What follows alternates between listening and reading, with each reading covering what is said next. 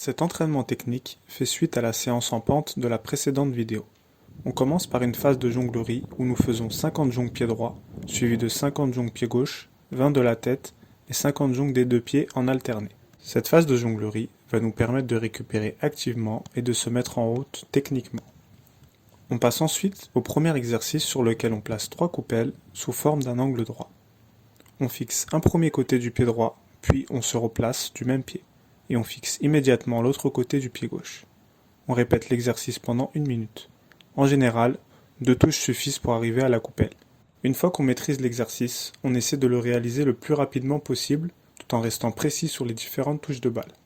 L'exercice devient assez vite naturel, car on répète le même geste plusieurs fois. On prendra ici 20 secondes de repos, et on fera 3 à 4 passages.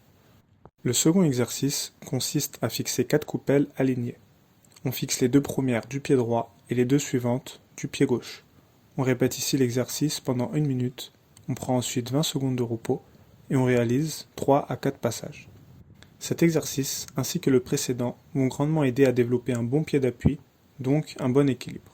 On essaiera de garder une intensité maximale durant tout le temps de travail. Le troisième exercice aura lui pour but de parfaire certains gestes techniques.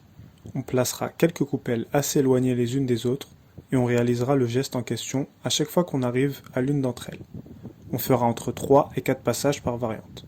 Vous avez par exemple ici le passement de jambe. Il faudra à chaque coupelle effectuer un passement de jambe suivi d'un décalage avec le pied opposé.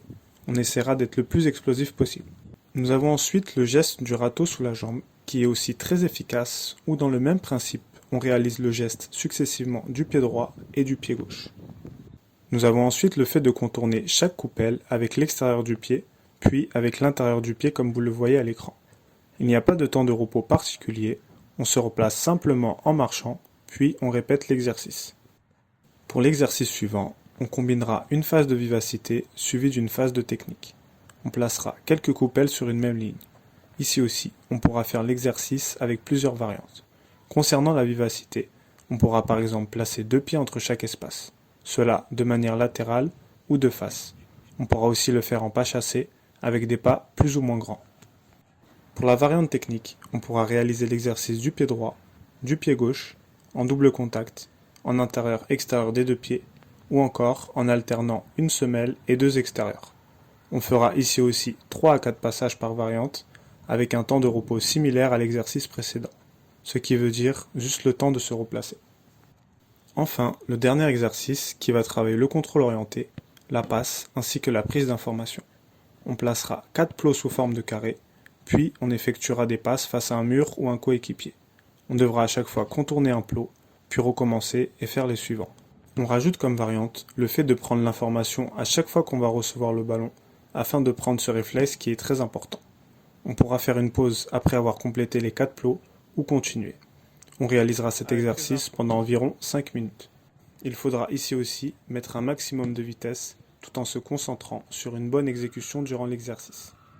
On pourra terminer l'entraînement par une autre phase de jonglerie où on fera aussi 50 jongles du droit, 50 du gauche, 20 de la tête et 50 des 2 pieds en alterné.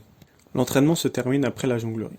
Si tu as apprécié et que tu désires d'autres contenus sur l'entraînement, tu peux soutenir la chaîne en likant, partageant et en donnant ton avis dans les commentaires. D'ici là, on se retrouve rapidement pour d'autres contenus sur l'entraînement. Donc voilà, je recommande ce livre pour les footballeurs. Karim Tarwat, on est ensemble.